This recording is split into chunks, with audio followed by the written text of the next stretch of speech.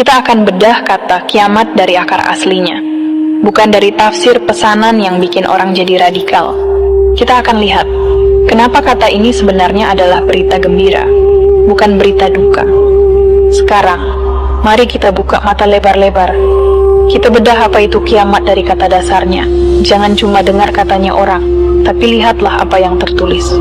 Kata kiamat itu berasal dari bahasa Arab. Akar katanya adalah qama. Sekali lagi, qama, lalu menjadi yaqumu, dan puncaknya adalah kiamatan. Apa artinya qama? Artinya adalah berdiri atau bangkit. Bisa juga berarti terjaganya sesuatu yang tadinya tertidur. Coba panjenengan pikir, di mana letak kehancurannya? Di mana letak gunung meletus atau air laut tumpah dalam kata berdiri? Tidak ada, sama sekali tidak ada. Kiamat itu artinya adalah kebangkitan. Kebangkitan apa?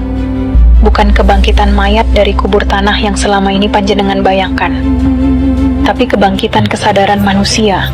Selama ini, banyak dari kita yang hidup seperti orang mati. Kita hidup tapi tidak sadar. Kita hidup hanya ikut-ikutan. Kita hidup karena disetir oleh rasa takut. Ketika panjenengan mulai sadar, ketika panjenengan mulai tahu siapa diri panjenengan yang sebenarnya, itulah saatnya panjenengan mengalami kiamat. Panjenengan bangkit dari tidurnya kesadaran. Panjenengan berdiri tegak di atas kaki sendiri. Tidak lagi merangkak minta-minta syafaat kepada manusia yang sama-sama makan nasi. Inilah yang mereka takuti. Para penebar ketakutan itu sangat takut kalau panjenengan kiamat. Mereka takut kalau panjenengan bangkit, karena kalau panjenengan sudah berdiri tegak dengan kesadaran, jualan ketakutan mereka tidak akan laku lagi. Mereka ingin panjenengan tetap tidur. Mereka ingin panjenengan tetap merasa lemah, supaya mereka bisa terus menyetir hidup panjenengan dengan ancaman-ancaman neraka dan kiamat yang menyeramkan. Panjenengan harus tahu, Gusti Allah itu Maha Pengasih. Beliau menciptakan alam semesta ini dengan penuh cinta. Setiap helai daun, setiap tetes embun, semua diciptakan dengan perhitungan yang sangat teliti.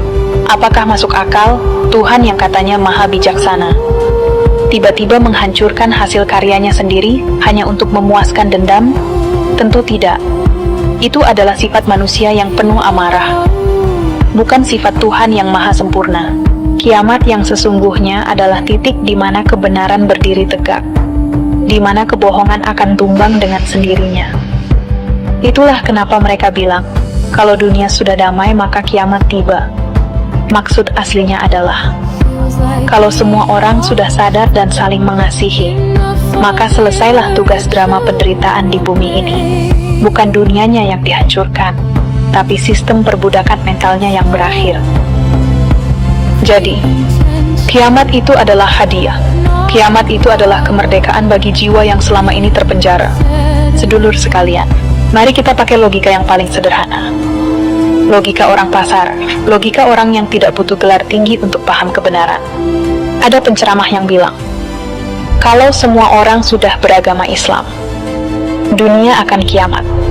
Ini adalah pernyataan yang sangat aneh. Jika Islam itu artinya adalah selamat atau damai, berarti mereka ingin bilang begini, kalau dunia sudah selamat dan damai, maka dunia harus dihancurkan.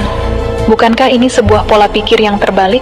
Ini seperti seorang kontraktor yang membangun rumah dengan susah payah. Begitu rumahnya jadi bagus, rapi, nyaman dihuni, lalu si kontraktor malah membakar rumah itu sampai rata dengan tanah.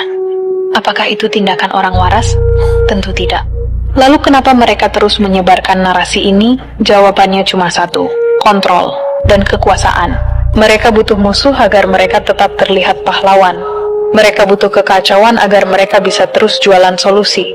Mereka takut pada perdamaian yang sejati, karena dalam perdamaian yang sejati, tidak ada lagi sekat antara aku dan kamu. Tidak ada lagi perdebatan siapa yang paling benar.